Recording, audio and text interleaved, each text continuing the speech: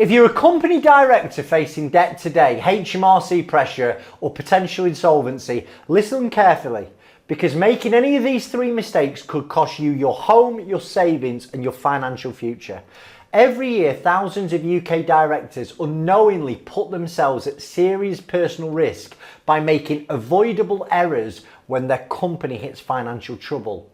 They assume that business debts are separate from the personal finances, but certain mistakes blur that line and suddenly company debts become personal debts and everything you've worked so hard to build is at risk. Now in this video, I'm going to clearly outline the three most dangerous actions directors take that lead directly to personal liability. You're going to see real life examples of directors who've got it wrong, and you're going to learn exactly how to avoid repeating the same mistakes. And by the end, you're going to have a clear roadmap of exactly what to do and what never to do to protect you personally. I'm Chris Worden, I'm from Director First. I have worked closely with thousands of directors over the years who have faced insolvency, facing pressure from HMRC and are getting overwhelmed by business debts. I have seen firsthand the devastating personal consequences when directors accidentally cross the line. But I've also helped thousands of directors avoid disaster. And it's by clearly explaining to them the risks and how to avoid them. So if you're under pressure right now, you're feeling overwhelmed and you're unsure what steps to take next, this video could quite literally save your home. It could save your financial future and it can give you a bit of peace of mind, which is priceless. Here's exactly what we're going to cover today. 3 critical mistakes you must avoid at all costs to prevent personal liability. Practical advice and real life examples to show you exactly why each mistake's dangerous and what you should do instead to protect yourself immediately. And at the end, like always, I'm going to give you a simple, actionable plan to safeguard your personal finances. Right, the number one mistake directors make that leads directly to personal liability is this. Taking money out of the business after you've become insolvent. And let me explain it clearly. I have a little bit of my brew. If your company is unable to pay its debts when they fall due, okay, or the liabilities are more than their assets, or you've got legal action against the company, it shows that your company is insolvent. And at this critical moment, if you continue paying yourselves dividends, or you're taking cash out of the business, okay, or you're using the company funds personally, you're stepping into quite dangerous territory, because this action is basically accruing an overdrawn loan account and you probably don't know it. Now, every penny you take out of that business after the point of insolvency is going to be scrutinised. And anything that you're taking that isn't salary through the payroll is going to get reclassified as an illegal dividend and it's going to go on your director's loan account. And here's why this matters so much. Once you go into liquidation or into administration, sorry, let me backtrack. Once you're past the point of insolvency, the company's money is no longer yours. It's never really been yours. It's been the company's money. But it legally belongs to your creditors now. And if you continue to take withdrawals ahead of your creditors, an insolvency practitioner can and will come after you personally. And it's this type of action from an insolvency practitioner where directors can face pretty hefty bills. It's like not the £5 that it costs you to go into liquidation is not what you want to be worried about. It's the 50 grand that coming after you afterwards for the overdrawn loan account that you should be watching. And it isn't theoretical. Like, this happens to directors every single day. Now, I'll share one of many examples. I get tons of inquiries every month, and where I'm a bit different to most people in this industry is I will do a ton of work, or my team will, to help you understand all your options. We'll tell you what your problems are, how to deal with your problems, and if you're going out there quote collecting, it's highly likely my quote is going to be a lot more expensive than this other firm down the road who are only quoting you to get you into liquidation. But I'll give you an example of this chap. He had, after 10 minutes on the phone, I knew his problem.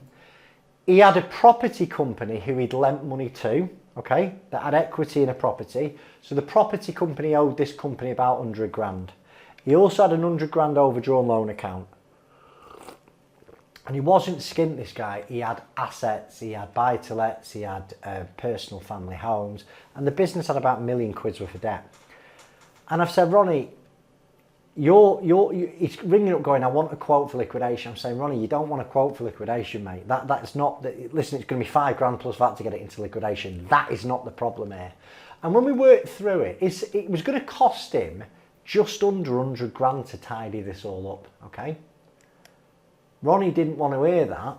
He wanted to hear off that firm who said it's 5 grand, we'll deal with it down the line, don't worry about it. As normal, like clockwork, Ronnie gets back in touch with me about 3 months later saying I'm being pursued for 250,000 quid. Can't help you then, Ronnie. I cannot help you. And he basically just went with the cheapest quote. He didn't take a blind bit of notice of what I was telling him, and he actually put his faith in the wrong person, and it's cost him dearly. Mistake number 2, and equally damaging, is when you pay certain creditors ahead of others when your company's insolvent. Now, it's legally known as making a preference payment, and here's why it's dangerous. When your company can't pay its debts, every creditor must legally be treated equally and fairly. And if you pay off some creditors, maybe friends, maybe family members, or loans with personal guarantees, and you neglect people like HMRC or other suppliers, you're stepping into a highly risky legal territory. Because in insolvency law, this is seen as favouritism, and it's seen as a preference. And it gives certain creditors an unfair advantage at the expense of other ones. And crucially, if you do this, and then you go into insolvency, the insolvency practitioner can reverse the payments and hold you personally liable for it. And it happens all the time. And here's exactly why directors fall into this trap and why it's so dangerous. You might want to protect certain suppliers or family members first. I completely get it. But what you've got to remember is that's not your legal right once you're insolvent. Preference payments can be reversed.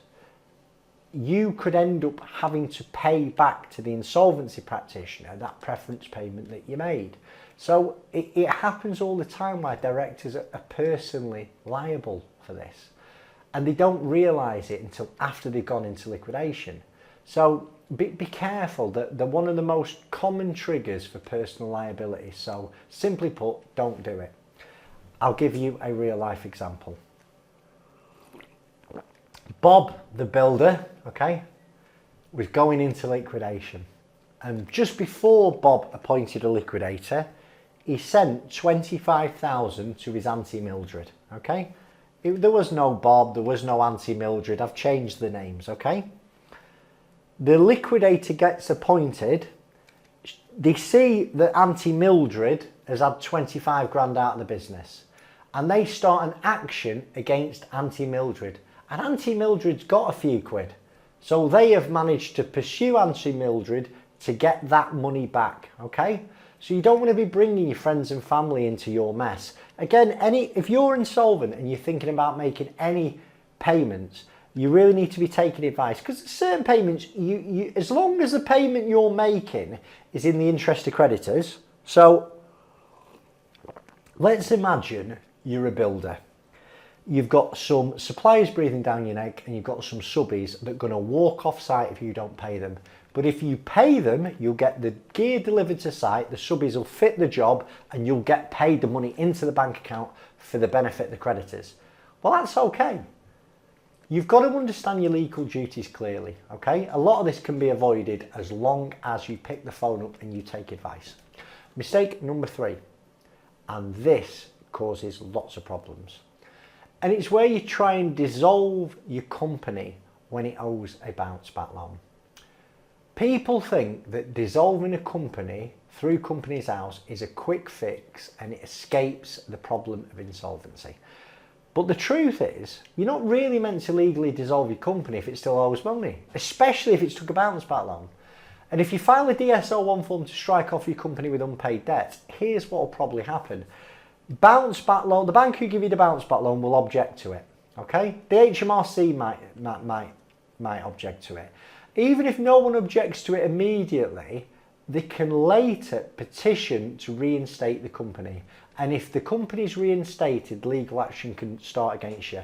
Now, bounce back, people who did this in the early days of the bounce back loan, so they took the bounce back loan, they spent it on stuff silly, then they dissolved the company thinking they were clever. They're the people who have literally gone to prison. Like, honestly, if you look it up, people who've gone to prison for bounce back loan fraud, this is what they've done. So, because it basically looks like you're deliberately trying to avoid creditors. So, what I would suggest that you do is, if you've got no bounce back loan and you're going through the strike off route, you must make sure that your creditors are aware that you are attempting to strike the company off. And you can also almost say to them, listen, I've got no cash, I've got no assets, I've not been trading for 3 months, I'm going down the strike off route because I can't afford a liquidator, and almost invite them to wind you up, okay? And if you file that DSO1 form and you let HMRC know, you let other suppliers know, they may not object and they might let it go through. Now listen, now you know the top 3 mistakes that can lead to personal liability, right? Taking money out of the company when it becomes insolvent, paying certain creditors ahead of other, or trying to dissolve a company with a bounce back loan. What should you be doing instead, okay? Well, step 1, act immediately. As soon as you realise your company can't pay its debts, speak to someone. Call us a director first. Okay, there are other great firms out there. I think we're just the best. I'm slightly biased, but you know. Acting quickly and transparently shows that you're trying to do the right thing legally and ethically. Okay, as a director, your responsibilities once you become insolvent is not to make the creditors' positions any worse. Step 2, stop taking money out of the company. Okay, if you need to take money out of the company, speak to your accountant and convert the way you pay yourself from salary and dividends to just salary. Yes, it's going to cost more money in tax at source, but it will mitigate that issue of a director's loan account down the line. Make sure, step 3, treat creditors equally. If you pay one creditor, you must pay others proportionally. Never choose favourites unless there's rationale behind your decision to do so. Again, take the relevant advice from your insolvency professional. Step 4, use the right procedure. Like proper insolvency options like a liquidation or administration or a CVA. They're there to ensure that you make the right decision, not just for you, but for your creditors as well. Now, if you're certain that you can't pay your debts, one of the best options would be a liquidation. You know, a liquidation is where you formally close the company down, you appoint an insolvency practitioner, they write to the creditors, there is a creditors meeting, and as long as you've acted correctly, you're protected from personal liability. Like thousands of directors every month use a liquidation without personal risk or legal repercussions, and it's simply about following the right advice. And that's what we do here. Before we ask a penny off you, we will go through everything in great detail so you know exactly what your problem is, what your various options are, and is there anything going to bite you on the arse if you take any of those options? And if what I've said resonated so far, this is what I want you to do over the next few weeks. First things first, stop making payments out of that bank account to you personally. No dividends, no loans, no personal expenses, okay? Face these facts clearly. List all the debts, every debt on a spreadsheet. How much do you owe? And determine, can I get over this? Am I going to be able to get this business back to profitability? And then start getting your management information up to date. You know, have you got a profit and loss? Have you got a balance sheet? You know, get everything ready so when you speak to somebody like me, you've got everything and we can have an open and honest conversation about where you are. Not worse than you are, not better than you are, where you are right now. And then speak to somebody, okay? Understand whether it's a liquidation, administration, CVA, understand what your best options are and take some bloody action. Get the right advisor on board to hold your hand. And that's what we're doing. We've been doing it for years. We have got a great reputation. And if you follow these steps, it will remove fear, stress and uncertainty. And most importantly, it can protect you. Now, if what I've said has touched a nerve with you, I suggest you pick the phone up. We offer free, impartial and independent advice. Okay, we don't charge you. We'll help you understand anything, everything before we make a commitment. We offer clear advice, no judgment, and a proven process to keep you safe. So hit subscribe now. If you've got any questions, drop them and I'll reply personally. But most importantly, if you're worried right now, don't wait, reach out today. Thanks for your time. God bless. Bye-bye.